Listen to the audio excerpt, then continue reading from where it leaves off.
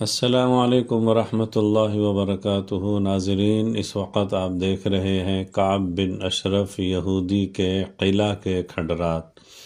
اس بدبخت یہودی سے کون واقف نہیں؟ اسے اسلام، مسلمانوں سے سخت عداوت اور دشمنی تھی۔ یہ رسول اللہ صلی اللہ علیہ وسلم سے سخت دشمنی رکھتا تھا، آپ صلی اللہ علیہ وسلم کو اذیتیں پہنچاتا۔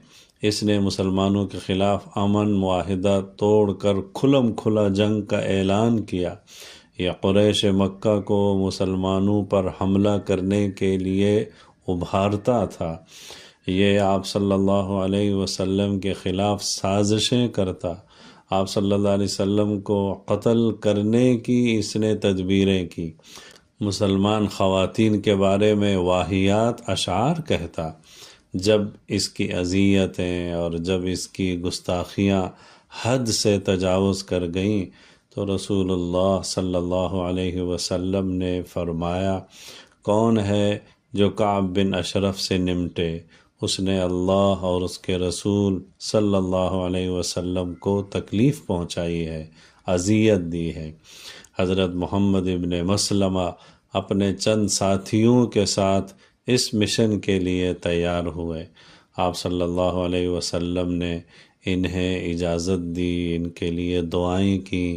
انہوں نے ایک خاص حکمت عملی کے ذریعے جا کر کعب بن اشرف کو قتل کیا۔ جب اپنے مشن سے فارغ ہو کر آئے، آپ صلی اللہ علیہ وسلم کی طرف چلے، جنت البقیع یعنی بقیع غرقد کے پاس پہنچے تو انہیں نے نعرہ تکبیر بلند کیا۔ ان کی آواز رسول اللہ صلی اللہ علیہ وسلم تک پہنچی تو آپ صلی اللہ علیہ وسلم سمجھ گئے کہ ان لوگوں نے کعب بن اشرف کو قتل کر دیا۔ آپ صلی اللہ علیہ وسلم نے بھی اللہ اکبر کہا، بہت خوش ہوئے۔ یہ صحابہ جب آپ صلی اللہ علیہ وسلم کی خدمت میں پہنچے تو آپ صلی اللہ علیہ وسلم نے ارشاد فرمایا، افلحت الوجوہ، یہ چہرے کامیاب رہیں۔ ان لوگوں نے کہا، نہیں یا رسول اللہ، آپ کا چہرہ کامیاب، یعنی آپ ہی کی برکت سے اور آپ ہی کی دعاؤں سے ہم اپنے مشن میں کامیاب ہوئے ہیں۔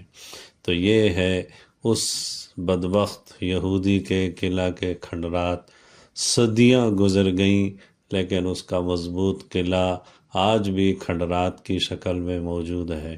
سعودی حکومت نے آج کل بارڈ لگا کر اس کو ایک تاریخی مقام کی حیثیت سے محفوظ رکھا ہے۔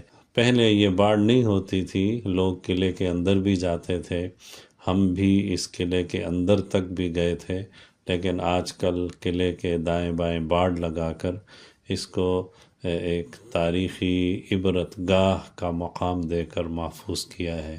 تو دیکھیے کعب بن اشرف لعنت اللہ علیہ، اس کے قلعہ کے کھنڈرات۔ مقامات سیرت کی ویڈیوز کے لیے دیکھتے رہیے ہمارا چینل نقوش سیرت۔ السلام علیکم ورحمۃ اللہ وبرکاتہ۔